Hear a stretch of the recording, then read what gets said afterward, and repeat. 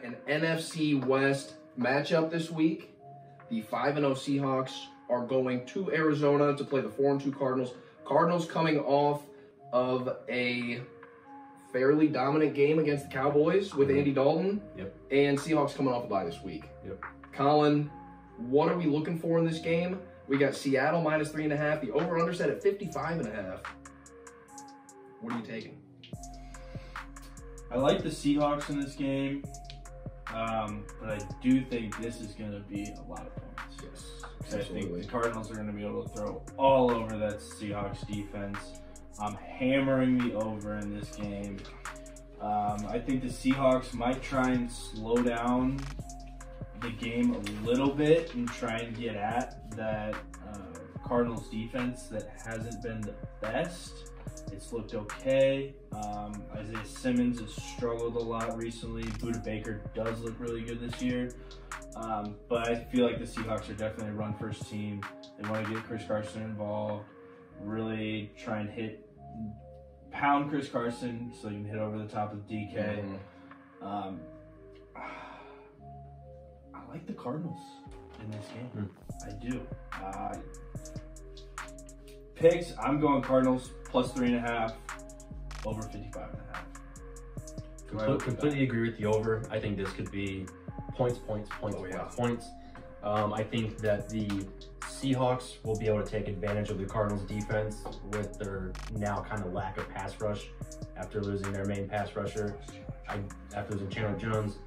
Buda Baker has impressed me beyond all belief this year. He was phenomenal again last night, especially blitzing and also in coverage. I look for him to try and stay over the top. The problem is he going to stay over the top of DK or Tyler? Or Tyler Lockett? Yeah. I think that's going to be the thing, that's going to be Wilson's first read is where's Buda, and then look to see who the other receiver is going to be open. Right. I think they'll be able to expose them a touch bit.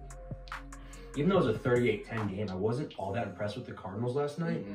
They had the long 80-yarder to Christian Kirk, and then the garbage time 67-yarder from Kenyon Drake. Right. And the Cowboys that game to me spoke more to the Cowboys. It definitely did. It spoke to how dysfunctional that Cowboys defense is, even though we all know it.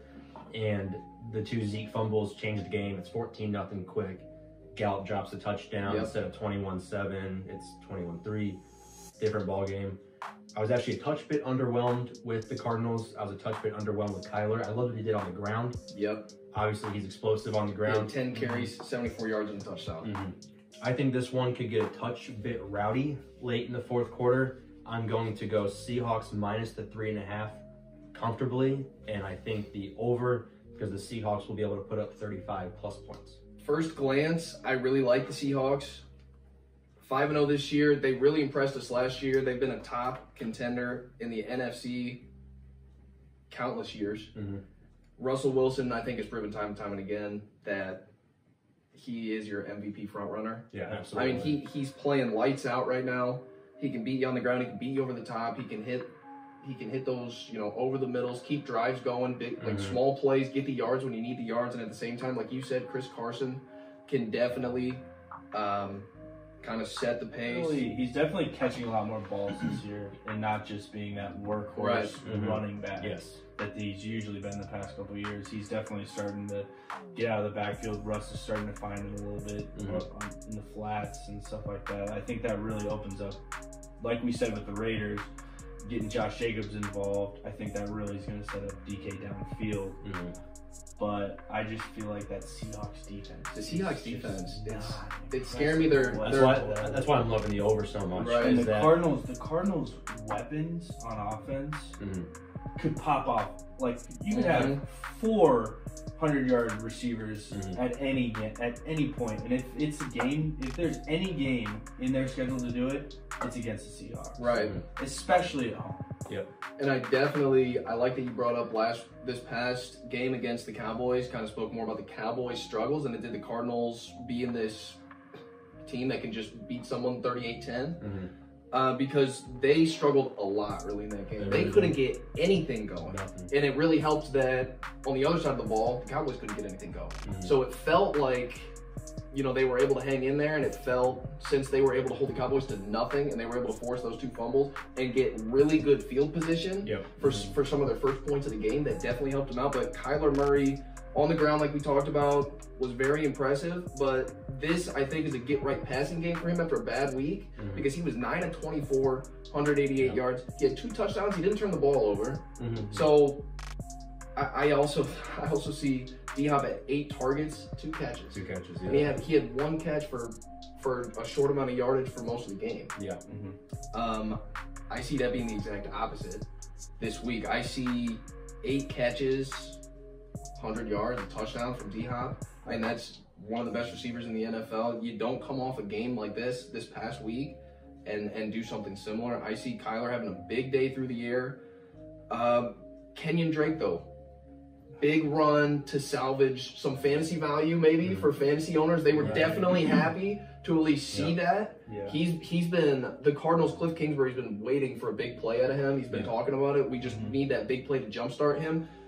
Nick, do you think Kenyon Drake, after a game like this, 20 carries, 160 yards, 2 touchdowns, do you see them giving him 20, 25 touches and him being able to maybe produce anywhere close to what he was able to do this past week? I think to their own detriment, they will. I believe Chase Edmonds is the better pass-catching running back and the better running back.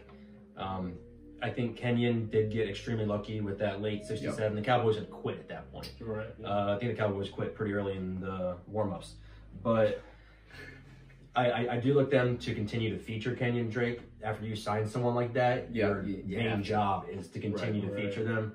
I think to their own detriment, they will. I'm not sure how well they'll be able to get the run game going against the Seahawks. Bobby Wagner is still a mother to have to deal with. Absolutely. And I can see him coming downhill and laying a nice little hit into Kenyon Drake, forcing their own fumble. I think this week, if the turnover battle is switched to where the Seahawks win it instead of the Cardinals, as the Cardinals did on Monday night, I think the Seahawks could really turn this into a rowdy type of game.